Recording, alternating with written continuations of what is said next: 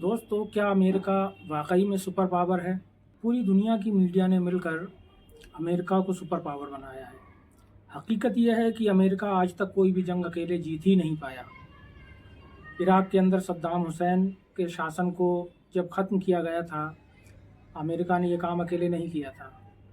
पूरा यूरोप मिलकर अमेरिका के साथ लड़ा था, उसके ऊपर हमले किए थे, तब सद्दाम हुसैन का शासन ख़त्म हुआ था।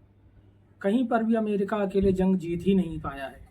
चाहे तालिबान हो या वियतनाम, हर जगह पर अमेरिकी सैनिकों को भागना पड़ा है। अगर आप इतिहास उठा करके देखें तो ये बात तो आप लोग सब जानते ही होंगे कि डोनाल्ड ट्रंप ने हवाई हमले तो बहुत ज़्यादा कर लिए ईरान के ऊपर, लेकिन ईरान अभी तक टिका हुआ है। अब डोनाल्ड ट्रंप ज़मीनी सेना ईरान के अंदर उतारने की तैयारी कर रहा है।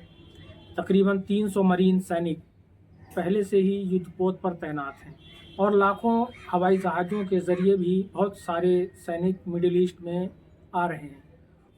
दोस्तों, बहुत ध्यान से इस बात को समझने की कोशिश कीजिए, क्योंकि आप लोग लगातार जंग का अपडेट जानना चाहते हैं, तो बारीकियां भी आपको मालूम होनी चाहिए। जब से डोनाल्ड ट्रंप ने ये बात कही है कि वो अपने सैनिकों को ईरान के अंदर ज़मीनी स्तर पर लड़ने के लिए उतारेंगे, तब से आपने वियतनाम की चर्चा ज़रूर सुनी होगी। दुनिया में इस बात की चर्चा हो रही है कि ईरान के अंदर अमेरिकी सैनिक उतर तो रहे हैं, लेकिन अमेरिकी सेना के लिए ईरान भी दूसरा वियतनाम बन जाएगा। आखिर वियतनाम में अमेरिकी सेना के साथ हुआ क्या था? वियतनाम में भी अमेरिका ने बेवजह पंगा लिया था। अमेरिका का वहाँ कोई लेना देना नहीं था, लेकिन दुनिया का बॉस बनने के चक्कर में वियतनाम में भी अमेरिका ने अपने तकरीबन 5 लाख फ़ौज उतारी थी। ये बात तकरीबन 1965 की है। उस वक्त वियतनाम 2 हिस्सों में बटा हुआ था, उत्तरी वियतनाम और दक्षिणी वियतनाम। उत्तरी वियतनाम में कम्युनिस्ट ताकतें तेज़ी से कब्जा कर रही थीं। उसी कब्जों को रोकने के लिए अमेरिका दक्षिणी वियतनाम के साथ खड़ा हुआ और अपनी सेना वहां उतार दी। तकरीबन 5 लाख अमेरिकी सैनिक वियतनाम पहुंचे, लेकिन 19 साल लंबी चली इस जंग में अमेरिका को बहुत बुरा हार का सामना करना पड़ा। 19 साल बाद अमेरिकी सेना वहां से हार कर वापस आ गई। इस जंग में अमेरिका के 58,000 से ज़्यादा सैनिक मारे गए थे और 3 लाख से ज़्यादा घायल हुए थे। अमेरिका ने हर तरह के हमले किए, यहाँ तक कि रासायनिक हथियारों का भी इस्तेमाल किया, लेकिन फिर भी जीत नहीं पाया था। इसलिए आज जब अमेरिका ईरान में ज़मीनी सेना उतारने की बात कर रहा है, तो लोग कह रहे हैं कि ईरान भी कहीं दूसरा वियतनाम ना बन जाए। ईरान का स्ट्रक्चर वियतनाम से भी ज़्यादा ख़तरनाक है। वहाँ ऊंचे ऊंचे पहाड़, रेगिस्तान, दलदल और बेहद कठिन भौगोलिक परिस्थितियाँ हैं। तापमान 70 डिग्री तक पहुँच जाता है। ऐसी जगह पर लड़ना बहुत मुश्किल होता है। ईरान एक तरह का मायाजाल है, जहाँ रास्ता कहाँ से शुरू होता है और कहाँ ख़त्म होता है, ये समझना मुश्किल है। अगर अमेरिकी सैनिक इसमें फंस गए तो बाहर निकलना उनके लिए बहुत मुश्किल होगा। ईरान की सेना अपने इलाकों को अच्छी तरह जानती है। उन्हें पता है कहाँ से हमला करना है और कहाँ छुपना है, इसलिए वो पहले से ही अपने मिसाइल और ड्रोन तैयार रखे हुए हैं।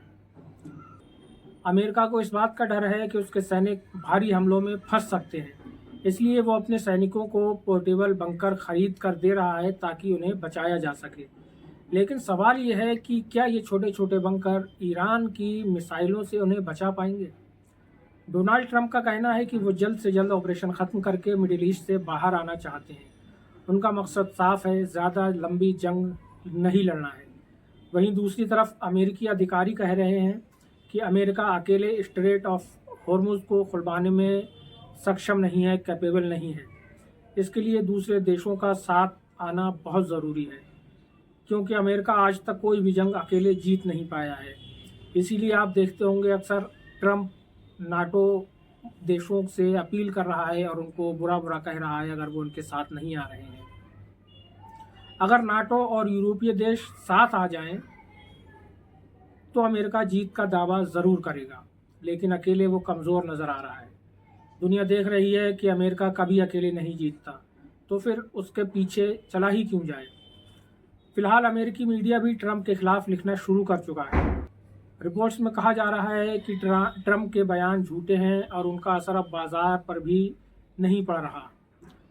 पहले उनके बयान से शेयर मार्केट ऊपर नीचे होता था, लेकिन अब असर ख़त्म हो चुका है। शेयर मार्केट लगातार गिर रहा है। डोनाल्ड ट्रंप कभी कहता है कि 5 दिन का सीज फायर, कभी 10 दिन का, कभी कहता है जंग जीत गए, लेकिन ये बयान अब लोगों को प्रभावित नहीं करता है।